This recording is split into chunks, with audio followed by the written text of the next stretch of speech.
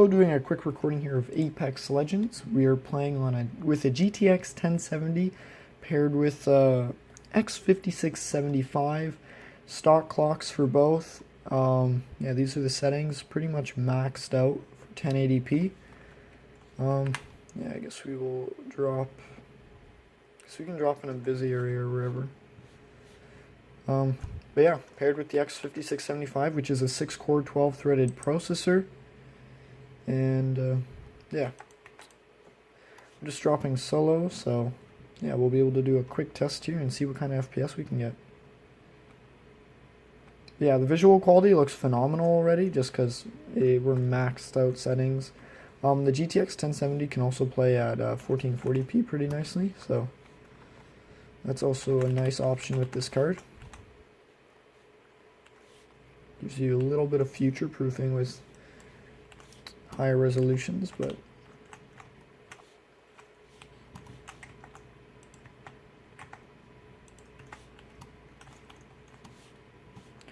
yeah, we're just running around here right now. We're at about 80 FPS, 81. We're on maxed out settings, so that will affect the FPS a bit. And yeah, if you can see in the top left hand corner of the screen, the numbers will be pretty small, but if you're watching this at 1080p playback, then you should be able to see all the numbers alright. You can see there's the FPS, and then we have the CPU, and right up top is the GPU usage. Right now, a GPU usage is 98, 97, 96, 95, 89, so 90. So we are a little bottlenecked by the CPU because it is actually pretty old. But it does perform pretty phenomenally for its age, considering like what the other options were for CPUs at the time. So yeah, right now we're at above 100. We're at 100% GPU usage pretty much.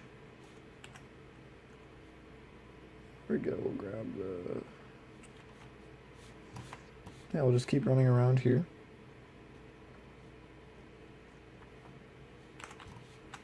If there's a tiny whine in the background, that's from my power supply.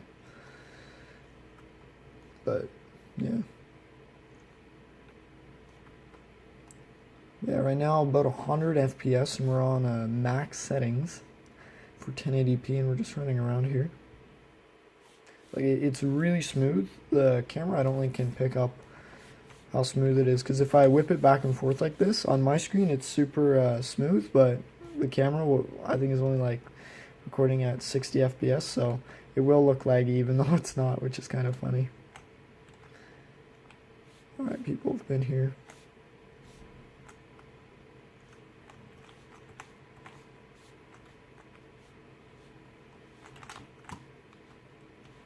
So we are playing solo pretty much right now, so we don't have a team.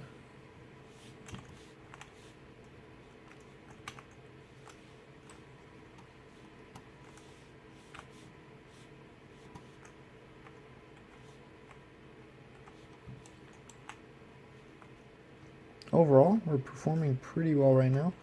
So yeah, now you can see we're like 80s, 100, like it will vary what you have to kind of render in, or what kind of image your graphics card has to draw up.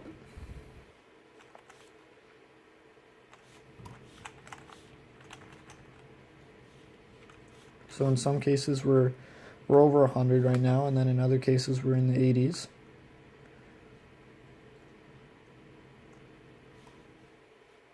It's honestly doing better than I expected.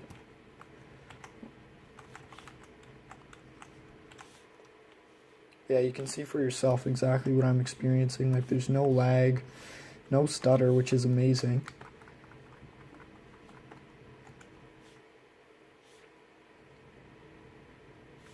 Yeah, I'll probably want to head back to the circle. So yeah, there's just going to be a lot of running around here, so you can also see like how it performs. If we do lower the settings, which I can do, you will notice that it is a larger bottleneck now. So ragdolls can stay high. Impact mark, we'll just drop everything to medium. We'll disable these. These are really nice visual settings there. Volumetric lighting. So yeah, now the FPS is still around, oh, we're actually going 140, 120, so that's pretty impressive. We can also drop anisotropic down to 4x. Yeah, now we're kind of bottlenecking. I can tell you we're bottlenecking a bit because the GPU usage is going anywhere from 80s to 90s. So yeah, but this does show you though that this CPU can handle over 100 FPS gaming, like just about 100 actually. So yeah, we're still around 109, 100, 120, 126, 133 now. So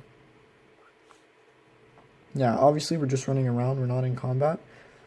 In combat, that's when having the extra cores on the CPU will help because that'll load all the players in and stuff. So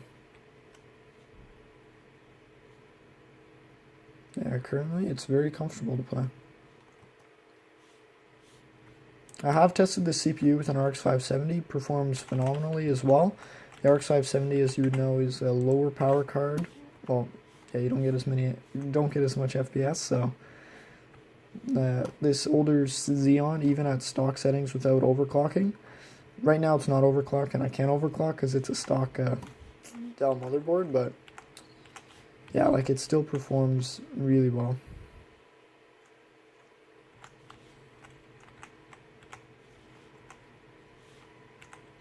It's a shame I don't have a team to play with. This would have been a really good match.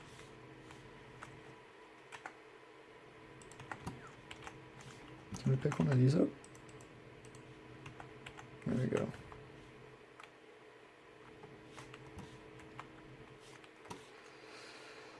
Yeah, we're just running around. As you saw, we did adjust the settings. If we want to see, like, if we're going to push the CPU as hard as we can, we will turn everything down low. Ambient oscillation. We'll put anisotropic on 2. VRAM, it doesn't really matter. Like, we can drop it to 4 gig. But yeah, now we're going to be pushing the video card as hard as it can. So now you'll see it's like video, or what is it, the FPS or the GPU usage is what I'm trying to say will vary. But yeah, it's still really smooth. I feel like I can notice the difference between 100 and like about 80 FPS and 120. 120 is really, really smooth. Yeah, now we're gaming at 120 FPS. Obviously, this would be a breeze with any newer CPUs. But yeah, any newer 6-core processor will easily handle this game. Oh, there's a player. We're not going to shoot because we're pretty bad. So someone was there.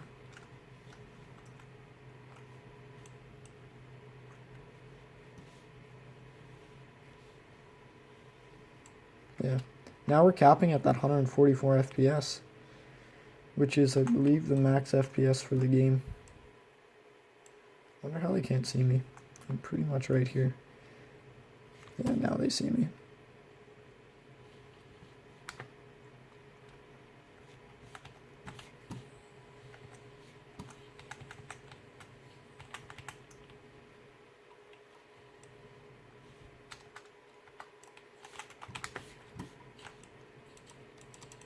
But yeah, anyways, I hope this shows you kind of how this, even though it's an older processor, how the X5675 does perform paired with the GTX 1070, which is amazing, like phenomenal for 1080p gaming as well for 1440p. Like you can get 60 FPS 1440p very easily.